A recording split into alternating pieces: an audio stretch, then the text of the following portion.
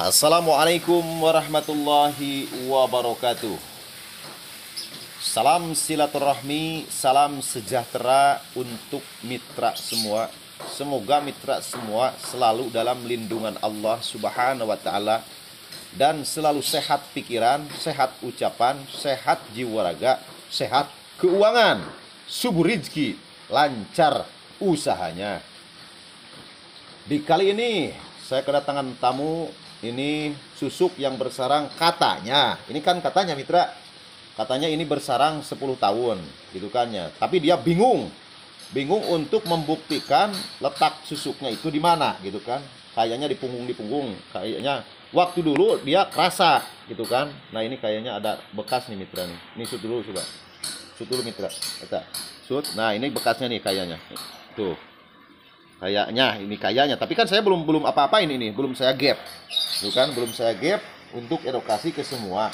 Ada dan tidaknya kita buktikan, bukan cuman di terawang, bukan cuman istilahnya di andai kata, itu harus terjun ke sini dan saya buktikan ada dan tidaknya susuk itu yang bersarang. Saya akan buktikan ya dengan semampu saya, gitu kan. Nah, ini bersarang di sini lama sekali. Dan saya akan gap ini bedak mitra, bedak dulu. Takutnya kan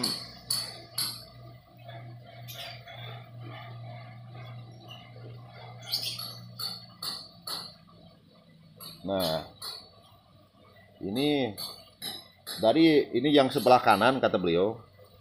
Gini mitra. Kalau susuk yang tertanam sebelah sini diginiin, sini misalnya gini mitra, nih. Ya, segini sini langsung ke atas, saya gap dari sini. Ini nggak bakalan lari. Kalau susuk mas itu nggak bakalan lari, nggak kayak istilahnya kita berlari-lari, nggak ada. Itu kalau misalnya susuk ditanam di sini, tapi tetap aja ditanam di sini, nggak bakalan lari-lari, gitu kan? Sebab benda mati, nggak bakalan hidup itu susuk. Dan susuk itu nggak bakalan menjalur di urat saraf, urat nadi, nggak bakalan itu, nggak bakalan. Tetap aja di sarangnya yang awal yang pertama. Nah, saya gap dari sini mitra. Ini gininya, giniin, gitu. Nah, ini saya gap dari sini, tuh. Ini sebenarnya kalau ada susuk, ini kerasa mitra nih, tuh. Nah, tuh. Nah, bikin aja di gap. Nanti juga kalau susuk itu kan 1 cm, 1,5 cm. Di sini nanti kerasa. Tuh. Nah. Jangan dianeh-aneh. Kita kalau dianeh-aneh itu takut ada, takut tidaknya kita nggak tahu gitu kan. Apalagi kalau di terawang ada, pas di gap nggak ada ke saya. Itu juga kejadian waktu kemarin, waktu dipasang itu orang Purwakarta, kasihan juga itu kena biaya 1 juta mitra. Kena biaya, ya saya nggak mau sebutkan namanya itu. Pas mau dilepas ke saya itu baru 1 bulan kalau nggak salah. Nggak ada mitra itu, nggak ada. Banyak pembodohan, banyak penipuan, itu hati-hati.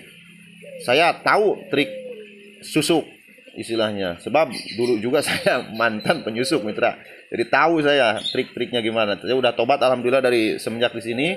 Tahun 2005 saya udah berhenti masang susuk mitra. Sebelum saya menghikmah di sini, melalang buana juga lama istilahnya. Nah, sebagiannya saya bergelut di bidang susuk gitu, pengisian. Nah, ini nggak ada mitra kalau ke sini.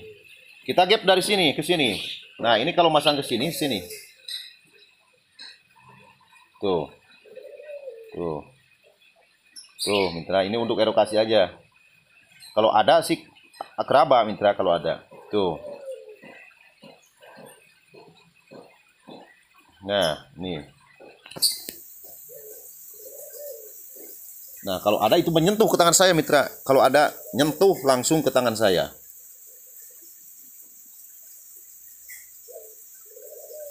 Buang masa lalu, fokus masa depan, jangan dipikirin kalau masa lalu. Jangan salahkan yang pasang susuk mitra. Salahkan diri kita sendiri. Ambil hikmah di balik kejadian ini. Kalau yang tidak baik kita buang, kalau yang baik kita nggak apa-apa gitu maksudnya. Kalau yang tidak baik kita kan yang merasakan, bukan orang yang pemasang susuknya yang bisa merasakan, tapi dibawanya sama orang yang dipasang susuk, itu kita harus bisa merasakan berkah dan tidaknya itu gimana kita gitu tuh. Gimana kita mau dilepas dan tidaknya, itu gimana kita, keyakinan kita. Antara dosa dan tidaknya itu balik lagi ke keyakinan kita masing-masing. Dosa ada yang mengharamkan, ada yang musyrik, ada yang menghalalkan. Ya itu kan balik lagi ke versinya masing-masing.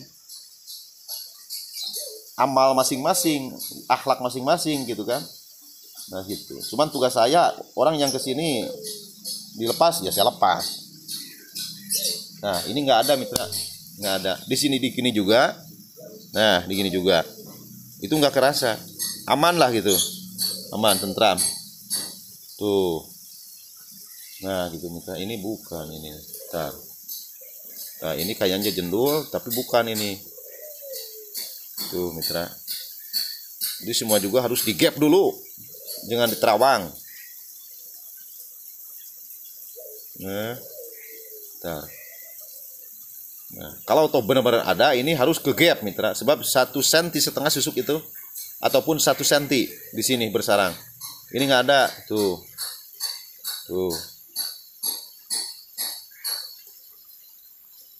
nih, suuk, aduh, suuk menyesatkan umat ini. Yang sudah, biarlah sudah. Fokus masa depan untuk meniti keberkahan, kemuliaan, kesehatan, keselamatan. Dan sesudah ini, saya akan riset badannya. Barangkali di dalam tubuhnya ada yang tidak baik, doa-doa yang tidak baik, istilahnya. Waktu dulu menyupri ilmu kemana-kemana, barangkali ada yang tidak baik, saya riset dulu mitra. Dan ini mau ambil ijaburiji untuk melancarkan dunia berana ke depannya. Untuk melancarkan usahanya ke depannya. Kita menggunakan doa. Semua senjata muslim itu doa gitu mitra. Jangan disangkut pautkan dengan kegoiban. Itu doa itu kita sendiri yang berdoa gitu kan. Jangan minta bantuan kepada selain Allah Subhanahu wa taala. Kita tetap akidah itu harus dijaga, diraksa gitu mitra. Kita berdasarkan doa dengan ayat-ayat suci Al-Qur'an yang sudah kita pelajari dari guru-guru semua gitu. Ya. Jadi efektif itu pengobatan, di dalam pengobatan juga itu harus menggunakan ayat-ayat suci Al-Qur'an. Dan kita punya cara, dan cara juga masuk akal dan masuk logikanya. Itu jadi jangan sampai nggak masuk logika. Itu. Jadi nanti kita gegebegan tema, tapi kita ya, resah gelisah, ini kenapa gini ritualnya, kenapa gini ritualnya. Itu harus istilahnya mapan di dalam caranya gitu mitra. Jadi caranya. Nah ini juga saya riset buang badannya, apa kotor-kotor yang dibersihkan, nanti kita dimandiin di air karomah yang di bawah. Itu ujung-ujungnya gitu mitra. Nah cara istilah ijabnya nggak mungkin saya doa di video kan mitra, nggak mungkin, itu kan daleman, itu nggak mungkin dimuat di publik gitu kan. Kalau doa yang inti gitu kan, kalau dimandiin kan itu dimandiin bisa juga, kalau dimandiin di video nggak apa-apa gitu kan. Nah gitu aja, ini sekedar edukasi mitra, ini nggak ada rekayasa, nggak ada kebohongan. Saya ngeri kalau berbohong mitra, ngeri kalau berbohong istilahnya, apalagi bodohi diri sendiri dan bohongi diri sendiri, apalagi bohongi umat dengan konten-konten yang tidak baik dan konten-konten di otaknya duit mulu. Itu meresahkan masyarakat dan meresahkan umat. Disangkanya kita sakti, saktinya dobol, saktinya saktian gitu mitra, padahal kita nggak bisa apa-apa, padahal itu settingan. Jangan sampai gitu. Kalau orang-orang yang berilmu, megang ilmu hikmah, itu berbohong diri sendiri apapun umat itu hatinya itu bergetar mitra, nggak mau dia berbohong apapun tujuannya. Sebab kehidupan yang berkah itu, yang ke satu niat harus lurus, yang kedua perjalanan dan amal dan akhlak kita harus lurus. Mencontoh seorang pimpinan itu harus dicontoh dengan kebaikan, bukan setting-settingan, bukan kejelekan, dan bukan istilahnya apa berkedok agama ataupun salawat itu dibawa-bawa, gitu kan. Nah itu seorang pimpinan yang baik, gitu kan, praktisi yang baik, al-hikmah yang baik. Nah kalau toh istilahnya kebohongan dicampur adukan dengan amal ibadah kita, yaitu gado-gado kalau menurut saya. Amal baik dia laksanakan, amal jeleknya dia laksanakan demi kebutuhan konten ataupun kebutuhan uang. Nah itu tersilah masing-masingnya dia, gitu kan. Kalau di versi saya jamin alhamdulillah, saya juga waktu dulu tidak baik mitra, tapi alhamdulillah udah 15 tahun semenjak di sini barokah lah hidup saya. Alhamdulillah barokah itu dari semua juga nggak ada kebohongan, nggak ada rekayasa, nggak ada istilahnya pembodohan publik. Itunya. Waktu dulu ya lain lagi dulu. Kalau sekarang ya sekarang aja, sekarang untuk meniti keberkahan, kemuliaan, kesehatan, keselamatan, dan Allah memberkahkan setiap langkah kita dan setiap ibadah kita dan setiap perjalanan kita dengan tujuan kita hidup untuk ibadah. Ya, untuk ibadah gitu kan. Sisanya keuangan, rizki kita santuni orang-orang yang tidak mampu, yang kurang mampu gitu mitra.